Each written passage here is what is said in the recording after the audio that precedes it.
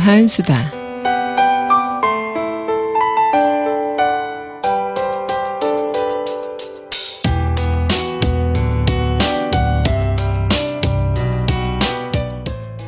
우리나라의 사교육 열풍은 어제 오늘 일만은 아니죠.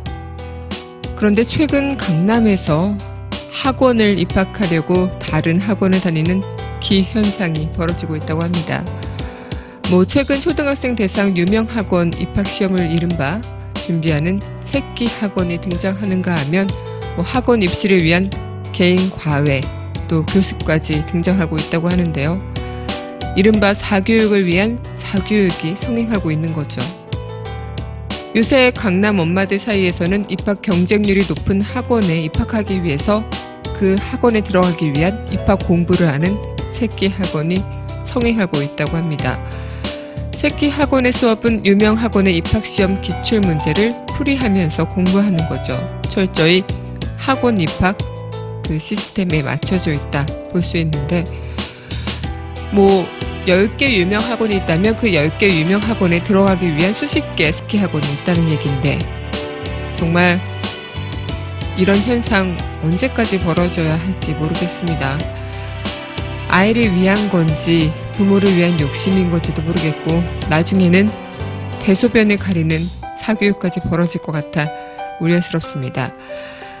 정말 이 교육의 현장이 갈수록 치열해지고 또 더욱더 이 교육의 시스템이 무너져 가고 있는 이 상황에 부모들의 몫이 또 한몫하고 있는 게 아닐까 생각이 드네요.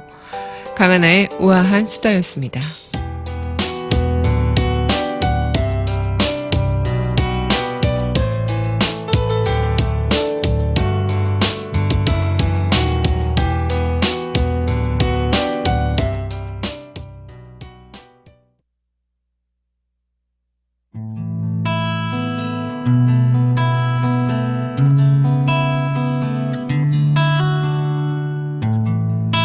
Outside the rain begins and it may never end, so cry no more on the shore. A dream will take us out to sea forevermore, forevermore. 팝스 메들리. Close your eyes and dream, and you can be with me. Need the waves through the... 강민선의 문화다락방, 네, 팝스 메들리 시간입니다. 오늘 여러분들과 또 이렇게 수요일을 맞이했고 또 수요일 하루 동안 어떤 하루를 보내셨을지 또 보내실지 궁금한 그런 날이죠.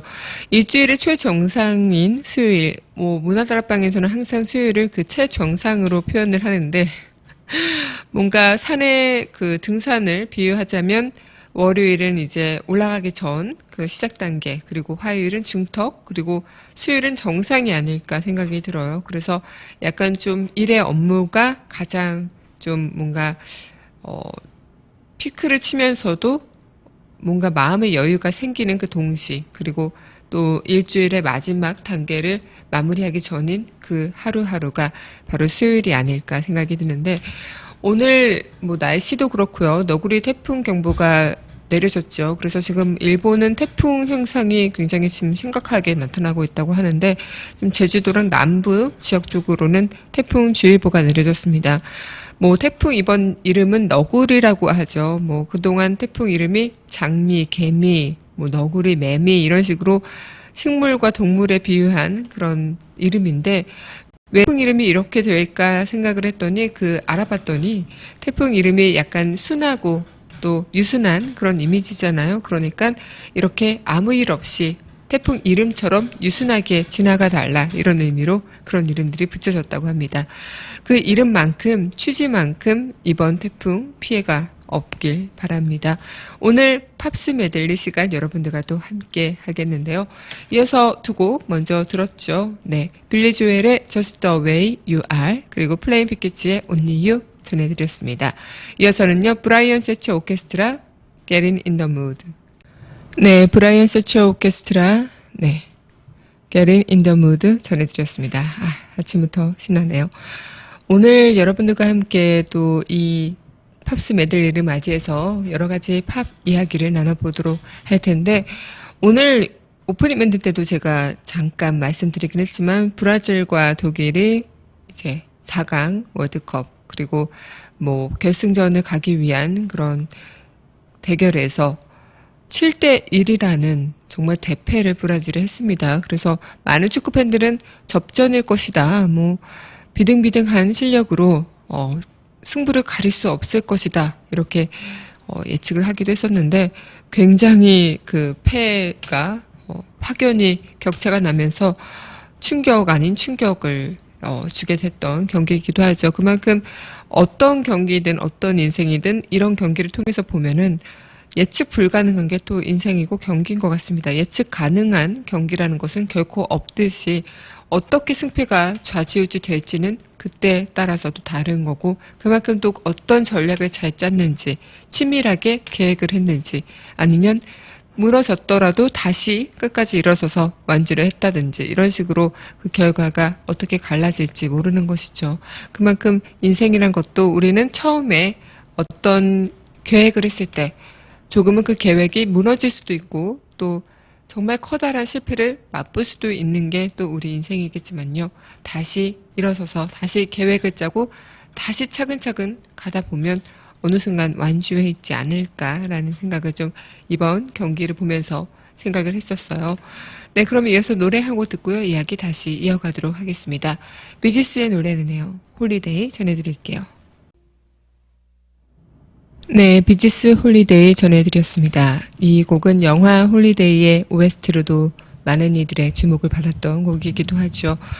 뭐 원래 이 영화 홀리데이 자체가 그 탈주범 지강헌의 실화를 그린 영화 홀리데이가 이 비지스의 홀리데이를 따서 영화 제목에 붙였다는 얘기도 있고요. 굉장히 이 노래를 들으면 뭐랄까요?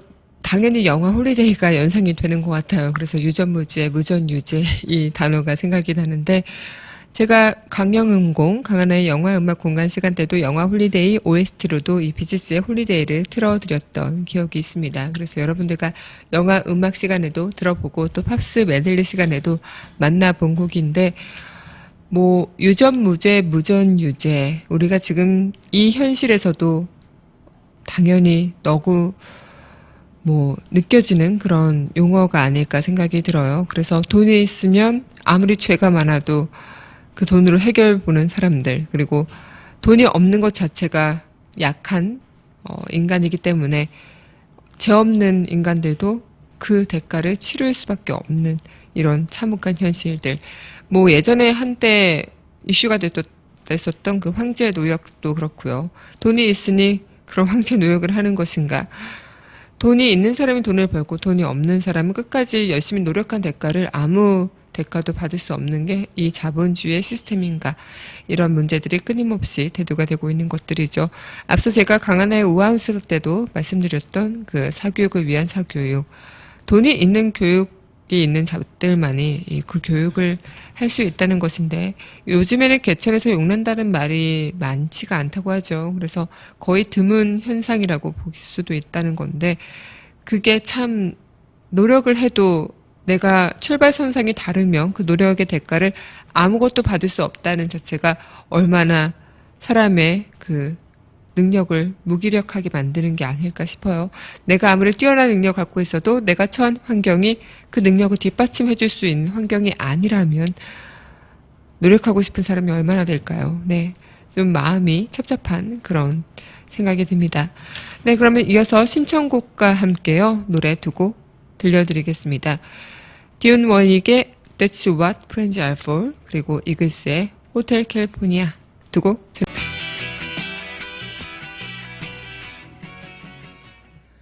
네, 신청곡 두 곡, 디온 월릭의 That's What Friends Are For, 그리고 이글스의 호텔 캘리포니아 두 곡 전해드렸습니다. 이글스 노래를 들으면 약간 음악을 관통하는 그 짜릿함이랄까요? 그런 게 느껴지는 것 같아요. 그래서 예전에 추억의 가수 때도 이 이글스를 한번 얘기를 했었죠. 그때 캘리포니아에서는 약간 그 오렌지를 한 입 베어 문 듯한 상큼한 과즙 같은 하모니라고 해야 될까? 그런 표현력이 맞을지 모르겠지만 그런 뭐 오렌지를 깨문 듯한 상큼한 그리고 뒤에 약간 쓸쓸하게 남겨지는 그런 여운이 남는 뒷맛 이런 것들이 약간 이글스의 음악의 표현에 저는 생각이 든다고 생각을 하는데 어떻게 보면 컨트리 록 특유의 푸근한 어쿠스틱 사운드 그리고 약간은 하드하게 내뿜는 로큰롤 이미지 이런 것들이 이글스가 갖고 있는 그런 매력이라고 생각이 듭니다. 그래서 약간 이글스의 노래를 들으면 왠지 뭐 서부의 그 한 자락에서 막 카우보이 모자를 쓰고 막 달려나가야 할 것 같은 그런 영상이 또 생각이 나기도 하고요.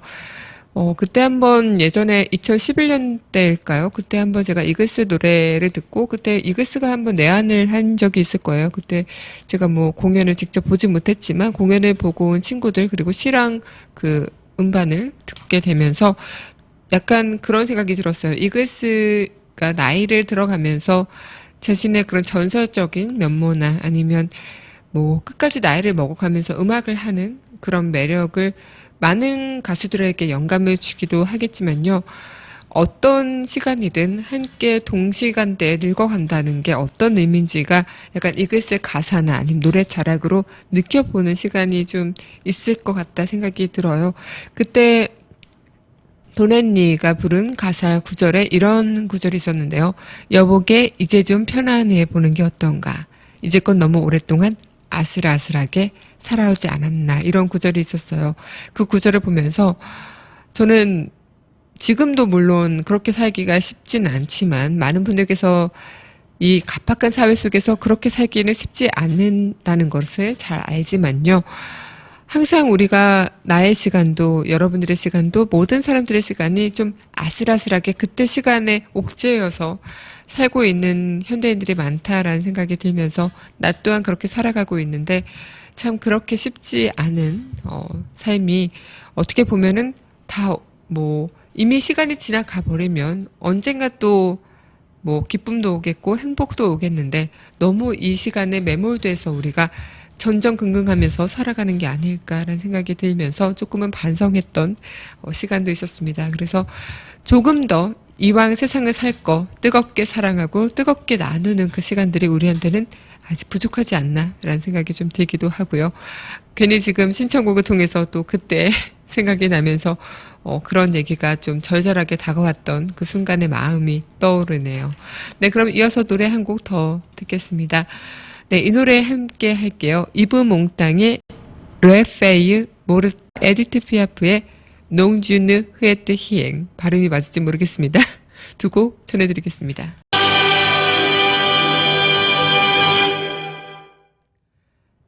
네, 이브 몽땅의 르페이유 모르트 네, 고엽이란 뜻이죠. 에디트 피아프의 농주느 흐에트 히엥 아니에요. 난 아무것도 후회하지 않아요. 이 두 곡 전해드렸습니다. 네, 마지막 곡이 될 것 같습니다. 네, 여러분들과 함께 할 마지막 곡. 이 노래 함께 하겠습니다. 템테이션스의 마이걸 전해드리면서요. 문화다락방 마지막 여러분들과 함께 하겠습니다.